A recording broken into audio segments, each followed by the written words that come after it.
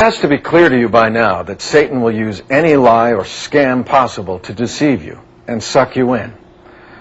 And if there's any confusion who the players are in this game, who's on God's side and who's on Satan's side, the Bible gives us remarkably clear directions.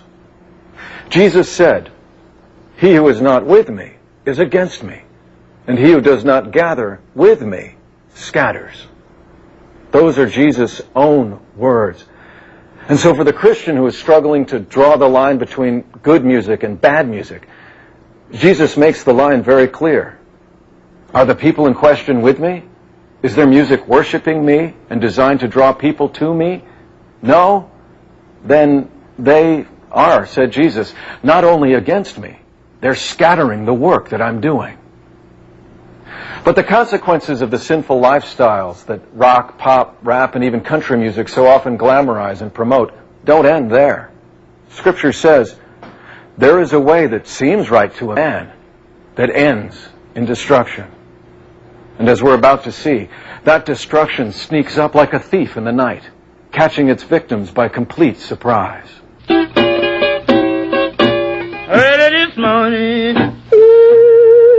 Robert Johnson was said to have sold his soul to Satan in Clarksdale, Mississippi. Also sang about answering Satan's call and walking with him side by side. And I said, hello, Satan. Robert Johnson seems to have lived in great fear that Satan would come and finally collect his soul. This thought was communicated in songs like Hellhound on My Trail. The hellhound on my trail. Robert Johnson's love for Satan and hatred for God was so great that he was known to get drunk and curse and blaspheme God. It seems Robert could outdrink anybody.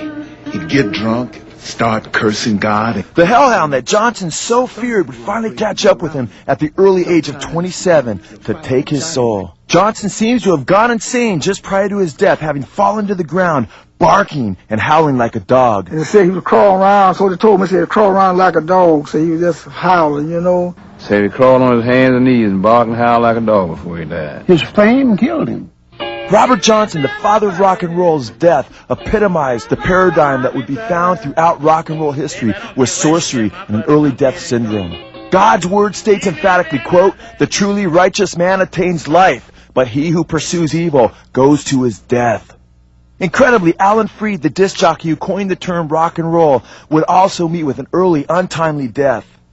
At the age of 42, after a rock and roll scandal left him drunk and broke, the man who coined the term rock and roll became its second victim. Elvis Presley, the king of rock and roll, would end up dying young like Robert Johnson, the father of rock and roll. Like Johnson, Elvis lived a life of excess, full of self-absorption and self-indulgence, which ended up in self-destruction. Incredibly, Elvis, the king of rock and roll, was born in the same year of Johnson, the father of rock and roll's death, 100 miles from his grave. Elvis would end up dying on the same day of the week of the same month as Johnson, 42 years later. After several people were trampled to death at one of the Who's concert, Peter Townsend of the Who said callously, quote, "We're not going to let a little thing like this stop us. We're a rock and roll band. You know, we don't blank around worrying about 11 people dying." Townsend was reported to say by Time magazine, quote, "Rock is going to kill me somehow. It gets everybody in the end."